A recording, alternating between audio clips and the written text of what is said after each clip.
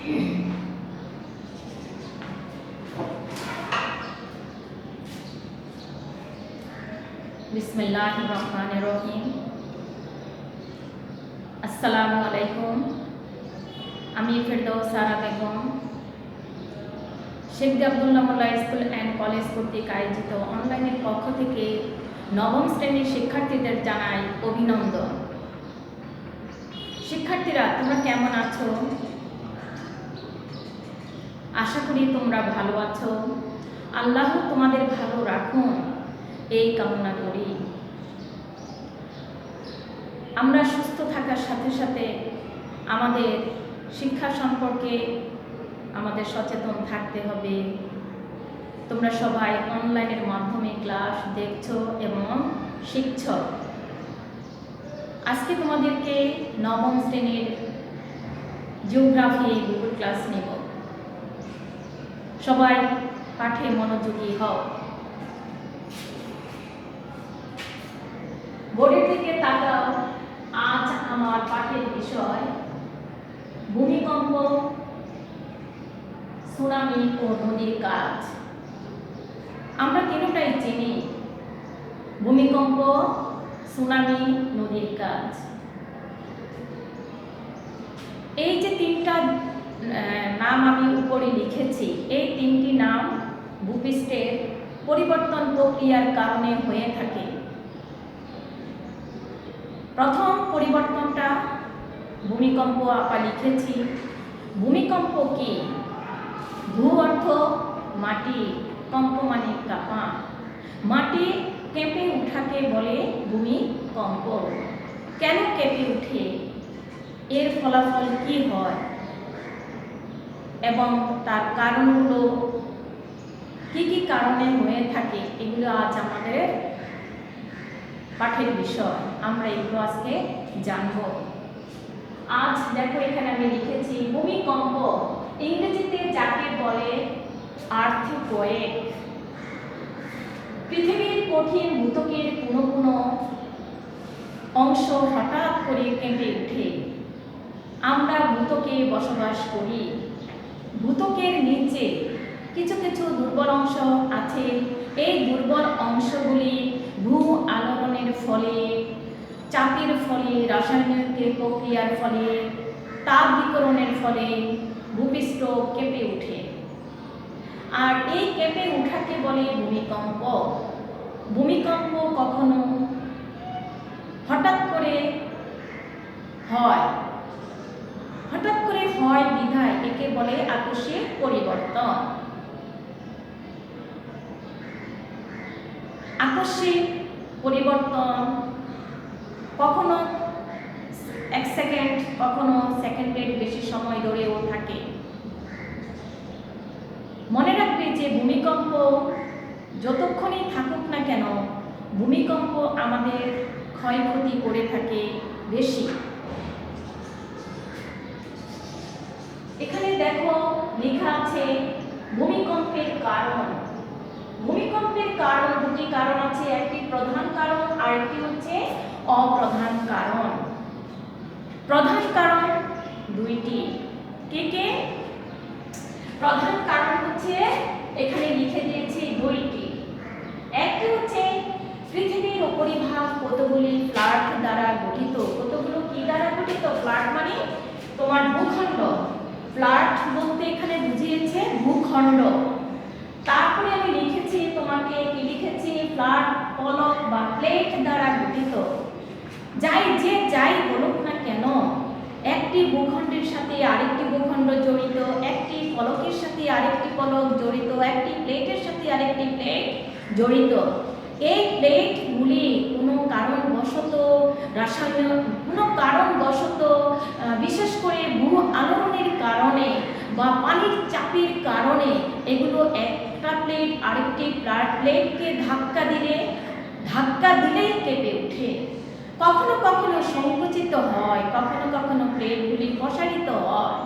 প্রসারিত হলেই তোমার কি হচ্ছে? জায়গা দখল করতেছে, যার কারণে কি হচ্ছে? যে ভূমিটা কেঁপে উঠছে। দেখো এখানে লিখেছি যে কখনো কখনো প্লেট সংকুচিত হয়, কখনো সংকুচিত বা প্রসারিত হওয়ার সময় কেঁপে ওঠে। তারপরে হচ্ছে কি আগ্নেয়গিরির অগ্নি উৎপাতের ফলে ভূমিকম্প হয়। কেন হয়?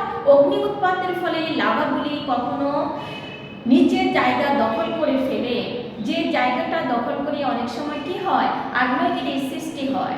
এই যে লাভা সঞ্চিত হয়ে নিচে দাবিত হয়ে যাওয়ার কারণে কি হচ্ছে নিচে জায়গা বিস্তার করার কারণে আশেপাশের ভূমিটা কেঁপে ওঠে।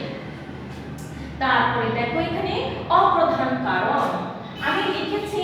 অপ্রধান কারণ কয়টি লিখেছি? অপ্রধান কারণটা লিখেছি যে শিলাচ্যুতি বা তোমার শিলাতে বাজের সৃষ্টি।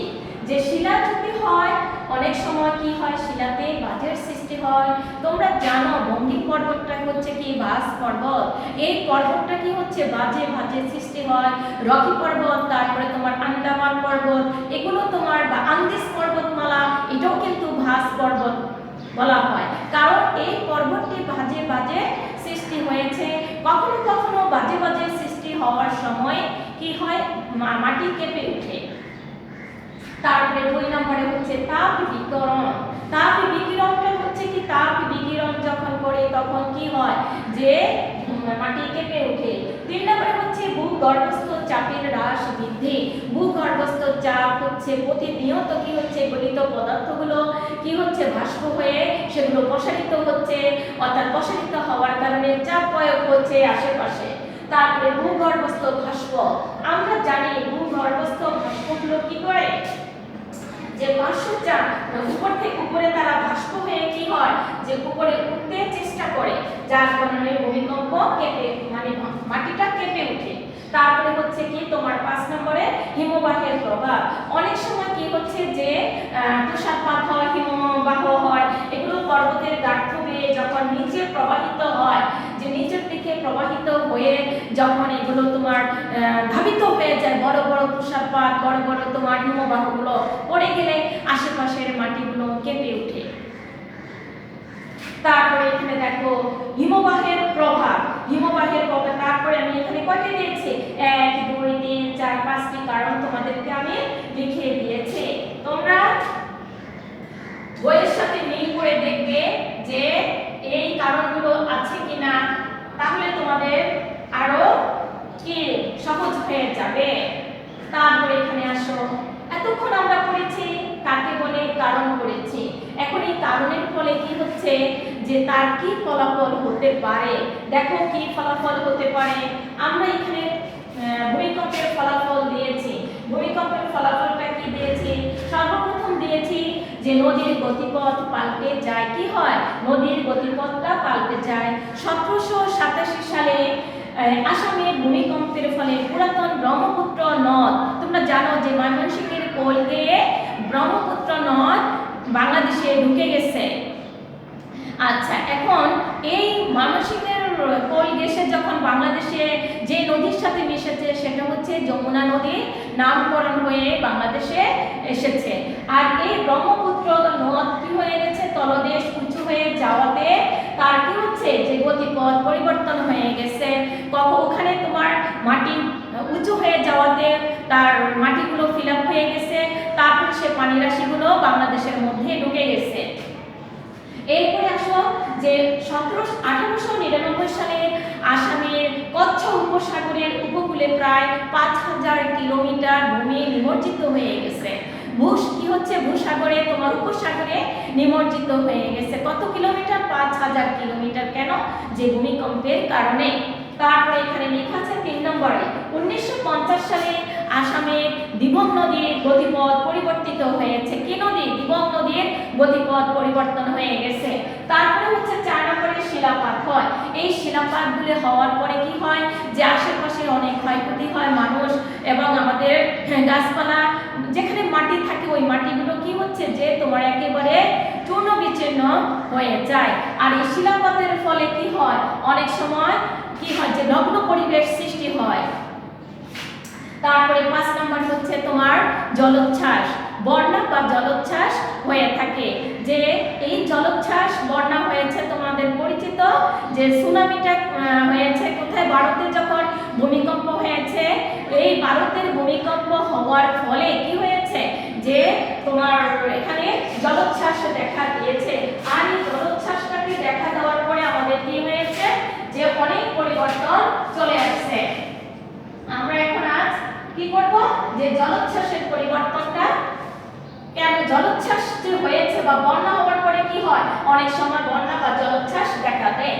এখন আমরা এই ফলাফলের মধ্যে ভিত্তি করে একটি পরিচিত তোমার জলোচ্ছ্বাস আসছে, সেটা হচ্ছে কি, যে সুনামি। সুনামিটা কেন হয়েছে, কি কারণে হয়েছে? আমরা জানি সুনামি কেন হয়েছে, যে সুনামি একটি কি জাপানি শব্দ, এর অর্থ হচ্ছে পতাশ্রয়ের ঢেউ। কিসের ঢেউ? পতাশ্রয়ের ঢেউ। এই পতাশ্রয়ের ঢেউ আমি লিখে দিচ্ছি, তোমরা দেখো মনোযোগ দিয়ে, যে পতাশ্রয়ের ঢেউটা কখন হয়েছিল, কেন হয়েছিল। এটা হচ্ছে কি তোমার জাপানি শব্দ। এটা কি শব্দ? মনে রাখবে, এটা একটা জাপানি শব্দ। এর অর্থ হচ্ছে কি, জাপানি শব্দ পতাশ্রয়ের ঢেউ। এটাকে কি বলা হয়? পতাশ্রয়ের ঢেউ। আচ্ছা, এখন এই ঢেউটা কেন হয়েছে? আগ্নেয়গিরি অগ্নি উৎপাতের ফলে, তারপরে রাসায়নিক কারণে, পারমাণবিকের কারণে, তারপরে হচ্ছে তোমার কখনো কখনো তাপ বিকিরণের কারণে, কখনো কখনো নিচে তলদেশের আগ্নেয়গিরি কারণে তো আছে। অনেক সময় কি হয়, যে পাহাড় পর্বত নদী গর্ভে বা সমুদ্র গর্ভে হয়ে থাকে, যার কারণে কি হচ্ছে, যে সেখানে বিশাল ঢেউর সৃষ্টি করতেছে। তারপর ঢেউর সৃষ্টির পরে ওই ঢেউগুলি বড় বড় আকারে লাফিয়ে লাফিয়ে আসে, বা ঢেউয়ের আকারে বড় বড় আকারে একবার উঁচু হয়, একবার নিচু হয়, যার কারণে এটাকে বলা হয়, কি বলা হয়, ওয়েভ ট্রেনও বলা হয়, অর্থাৎ ওয়েভ ট্রেন। হ্যাঁ, এটা ইংরেজিতে তাকে ওয়েভ ট্রেন বলা হয়, বাংলায় বলা হচ্ছে যে ট্রেনের ঢেউ। আচ্ছা, এখন এই সুনামি কত সালে হয়েছে? 2004 সালে তোমার 25শে ডিসেম্বরে হয়েছে। এই ডিসেম্বরে যে হয়েছে, 26শে ডিসেম্বরে হয়েছে। এই 2004 সালের 26শে ডিসেম্বরে যখন তোমার এই সুনামিটা হয়, তখন ভারতের জিনিসটা হয়েছিল ভারতে, কিন্তু এর ফলাফলে 14টি দেশ আক্রান্ত হয়েছে, বা 14টি দেশেই তোমার কম্পন সৃষ্টি হয়েছে। আচ্ছা, আজকে আমরা এই সুনামি সম্পর্কে এখানে জানলাম। এরপরে আসো, যে কি হয়, যে এটুকু আমি মুছে দিচ্ছি, ভূমিকম্পটা আমি মুছে দিই, তাহলে তোমাদের আরেকটু সুবিধা হবে। যে ভূমিকম্প, এখানে এটা লিখে দিচ্ছি। আচ্ছা, এখন আসো, এই ভূমিকম্পের কি হচ্ছে তোমার প্রকারভেদ সম্পর্কে তোমাকে জানছো। তারপরে আসো, আমরা জানবো ভলকানো, যেটা হচ্ছে কি আগ্নেয়গিরি। ভলকানোটা হচ্ছে কি আগ্নেয়গিরি।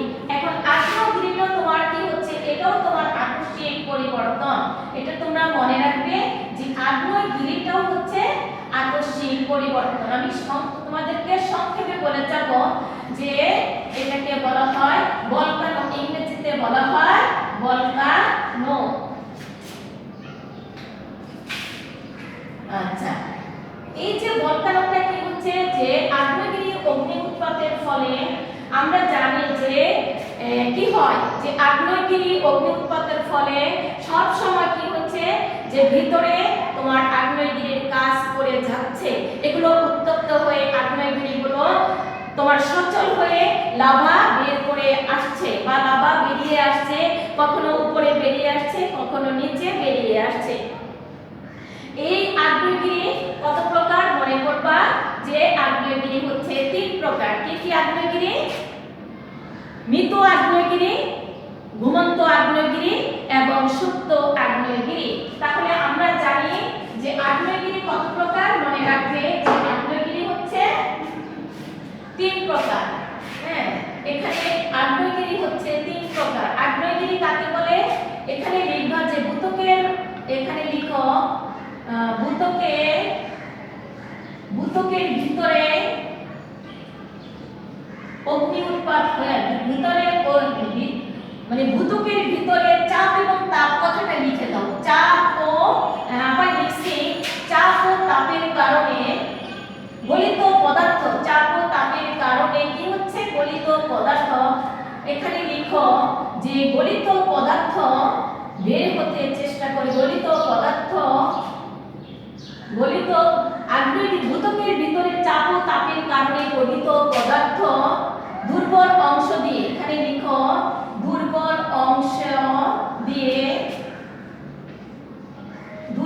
অংশ দিয়ে বের হওয়াকে আগ্নেয়গিরি বলে। হ্যাঁ, বের হওয়াকে আগ্নেয়গিরি বলে, এখানে লিখো আগ্নেয়গিরি বলে। হ্যাঁ, আগ্নেয়গিরি কি বলে। এখন এই আগ্নেয়গিরির যে লাভা, আগ্নেয়গিরির যে গলিত পদার্থকে আবার ভূগোলের ভাষায় কি বলে, লাভা বলে।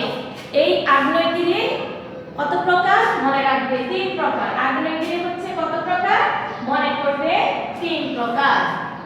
এটা কত প্রকার মনে রাখবে, 3 প্রকার। কি কি?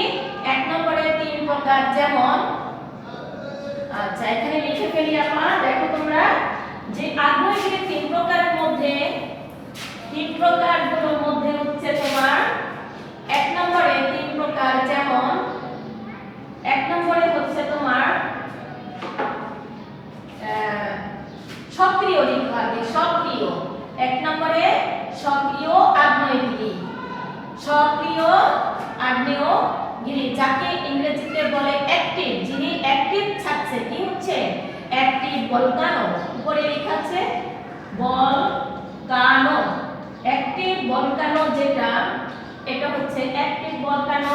2 নম্বরে হচ্ছে তোমার সুপ্ত লিখো, এখানে সুপ্ত, যে কোনো সময় হতে পারে, সুপ্ত আগ্নেয়গিরি, আগ্নেয়গিরি, সুপ্ত আগ্নেয়গিরি যেটা, সেটা হচ্ছে তোমার কি আগ্নেয়গিরি, যে ডরমেন্ট, এটাকে বলা হয় ডরমেন্ট,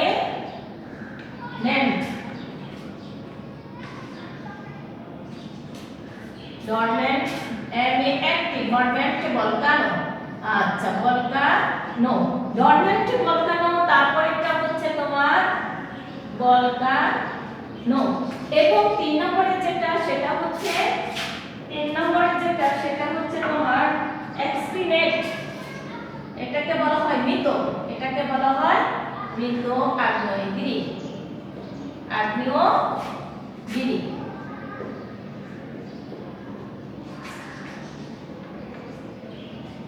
ঠিক আছে, যে এই আগ্নেয়গিরিটাকে আমরা বলে থাকি, কি আগ্নেয়গিরি বলে থাকি, যে এক্সক্রিনেট আগ্নেয়গিরি বলি। এখন আসো এটাকে ভলকানো দাও,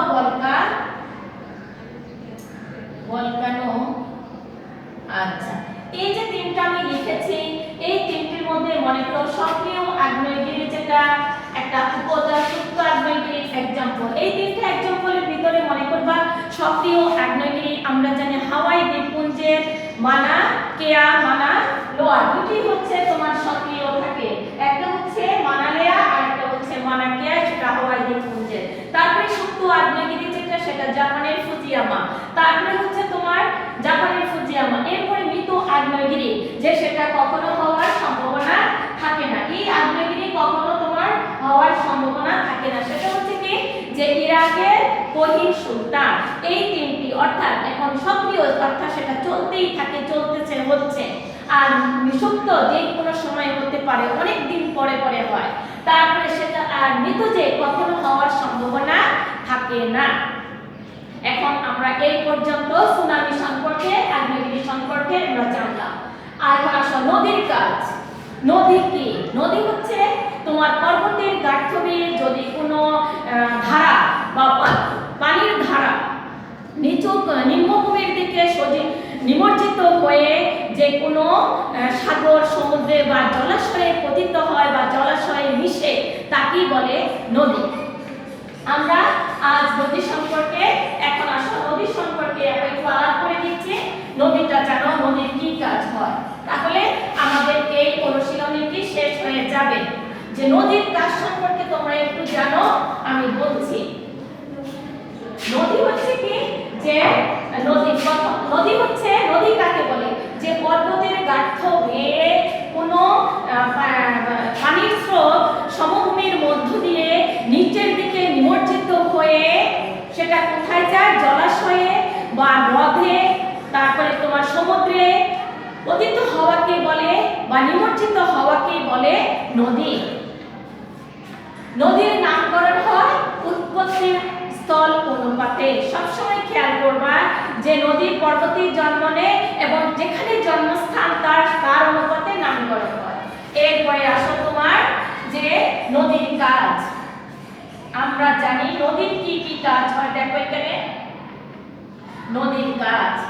নদীর কয়টি কাজ করে মনে রাখবে যে নদীর কাজ হচ্ছে কয়টি কাজ নদীর চারটি কাজ হয়ে থাকে। যে আমরা জানি পরিবর্তনগুলো কি কি, যে নদীর কাজ হচ্ছে তোমার চারটি পর্যায়ে নদী কি কি কাজ করে। যে তার কাজ হচ্ছে, একটু লিখে দিচ্ছি, এরপরে নদীর কাজটা আমি পড়াই দিচ্ছি। আচ্ছা, নদীর কাজ। এখন আসো যে নদীর কাজ হচ্ছে নদী অবক্ষেপণ করে। নদী কি হয়? অবক্ষেপণ। এখানে লিখো অবক্ষেপণ করে ও অপসারণ করা। নদীর কাজ হচ্ছে অবক্ষেপণ এবং অপসারণ করা, তার একটি কাজ অপসারণ করা। এখন আসো অপসারণ পরিবর্তনের ক্ষেত্রে আমরা জানি বিচরণীভবন ক্ষয়ীভবন করেছি, তার সাথে আমাদের ক্ষয়ীভবন, এরপর একটি কাজ হয় নগ্নীভবন, এর কাজ আরেকটি কাজ হচ্ছে অবক্ষেপণ, এরপর আরেকটি কাজ হচ্ছে অপসারণ। অনেক সময় কি হচ্ছে যে দুটি কাজ একসাথে করে আবার সেটা কি হচ্ছে যে তোমাকে নগ্নীভবনে বলা চলে। অপসারণ এবং অবক্ষেপণের ফলে বা বিচরণীভবন এগুলো অনেক সময় কি হয় যে শেষ পর্যন্ত ক্ষয়প্রাপ্ত হওয়ার ফলে নগ্ন অবস্থায় থাকে, আঁকাবাঁকা অবস্থায় থাকে বিধায় ওই পর্যায়কে বলা হয় নগ্নীভবন। কিন্তু নদীতে আমরা নগ্নীভবনের চেয়ে নদীতে আমরা পেয়ে থাকি অবক্ষেপণ এবং অপসারণ। এখন আসো অবক্ষেপণটা আমি বলি। অবক্ষেপণটা দেখো নদী গতিপথে, নদীর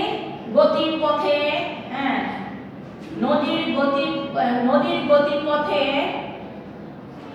নুড়ি কাঁকড় কি কি নিবা? নুড়ি, তারপরে হচ্ছে তোমার কাঁকড়, তারপরে হচ্ছে কদামাক্ত বা কাদা, তারপরে হচ্ছে তোমার কাদা, ধুলা মাটি, ধুলা লেখো, কাদা ধুলা মাটি বা মাটি ইত্যাদি বয়ে ইত্যাদি বহন করে নিয়ে আসে। ইত্যাদি কি করে বহন করে?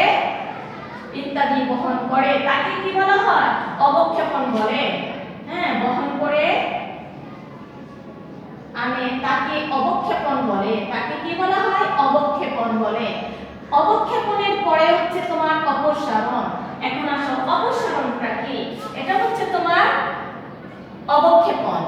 তারপর হচ্ছে অপসারণ কি করা হয় যে সেটা তোমাকে অপসারণটা হচ্ছে নদী বারবার ধাক্কা খেয়ে নদী কি করছে? বারবার ভূত্বকের কোনো অংশকে, ভূত্বকের কোনো অংশকে, ভূত্বকের কোনো অংশকে ধাক্কা দিলে, তাকে অপসারণ বলে। আচ্ছা, অপসারণ কোনটা নিয়ে নিচ্ছি, দাঁড়াও। তাকে কি বলে? অপসারণ বলে। অর্থাৎ অপসারণ বলে। এখন আমরা জানি নদীর গতিপথ। আসো নদীর কাজ কিন্তু দুটি করে, তারপরে নদীর গতিপথ হচ্ছে কয়টি? তিনটি। নিম্ন গতি, মধ্যম গতি, ঊর্ধ্ব গতি। তাহলে তার কয়টি গতি থাকে? যে নদীর গতি হচ্ছে তোমার তিনটি। ঠিকই, ঊর্ধ্ব গতি, মধ্য গতি এবং নিম্ন গতি। এখন আসো মধ্য গতি যেটা, সেটা হচ্ছে কি? প্রথম হচ্ছে ঊর্ধ্ব গতি, অর্থাৎ ইয়ত স্টেজ। প্রথম এই সময় তার ক্ষিপ্ত থাকে, প্রাথমিক পর্যায়ে ক্ষিপ্ত থাকাকে বলা হয় ইয়ত অবস্থা। তারপরে তোমার হচ্ছে কি যে কয়টি পর্যায়ে আসতেছে? কয়টি? তিনটি। একটি হচ্ছে কি প্রকার, মনে করবা গতি তিন প্রকার। গতি তিন প্রকারের মধ্যে একটি প্রকার হচ্ছে কি, যেমন এখানে লিখো, যেমন হচ্ছে তোমার এক নম্বরে হচ্ছে তোমার ঊর্ধ্বগতি দিয়ে দাও, ঊর্ধ্বগতি বা প্রাথমিক গতি। ঊর্ধ্বগতিকে বলা হয় yacht stress, UTS stress, SEAGE, yacht stress. তারপরে হচ্ছে তোমার দুই নম্বরে হচ্ছে তোমার মধ্যগতি, মধ্যগতি। মধ্যগতিকে বলা হচ্ছে তোমার ম্যাচিউর, অর্থাৎ ম্যাচিউর, সেটা সম্পূর্ণ ম্যাচিউর থাকে, ম্যাচিউর স্টেজ। এখানে তুমি স্টেজ লিখো, ম্যাচিউর স্টেজ। তিন নম্বরে হচ্ছে কি, যে নিম্ন, মধ্যম, মধ্যম এবং নিম্ন গতি। নিম্ন গতি, কলমটা নিম্ন গতি, আচ্ছা নিম্ন গতি। নিম্ন গতি যেটা সেটা হচ্ছে, এটাকে বলা হয় ওল্ড স্টেজ। এখানে লিখো ওল্ড স্টেজ। এখন মনে রাখবে যে ঊর্ধ্বগতিতে নদীর কাজ বেশি হয়, তারপর হচ্ছে মধ্যম গতিতে এখানে সে তৈরি করে, ঊর্ধ্বগতিতে নদীর ক্ষতিটা বেশি হয়, আর মধ্যম গতিতে কি হচ্ছে যে কিছুটা তোমার সঞ্চিত হয়, কিছুটা পরিবর্তন হয়ে দুটি রূপ নিয়ে যায়, দুটা শাখা হয়ে যায়। তারপরে তোমার নিম্ন গতিতে একেবারে পরিপূর্ণ হয়ে যায়, বদ্বীপ, উপদ্বীপ, উপত্যকা, তারপরে তোমার পলল পাখা ইত্যাদি সৃষ্টি হয়। আচ্ছা, আশা করি তোমরা এই পর্যন্ত আমার কথাগুলি মনোযোগ দিয়ে তোমরা শুনেছ। তোমরা সবাই এই পাঠগুলি মনোযোগ দিয়ে বাসায় দেখো, সেই সাথে বই পড়বে এবং বাড়ির কাজ অবশ্যই তোমরা করবে। বাড়ির কাজ আমি তোমাদেরকে দিয়ে দিচ্ছি, সবাই লিখে নিয়ে যাও যে বাড়ির কাজটা আমি দিয়ে দিচ্ছি। বাড়ির কাজ যে নদীর গতি ও, লিখে নাও, নদীর গতি ও কাজ পড়া নাও।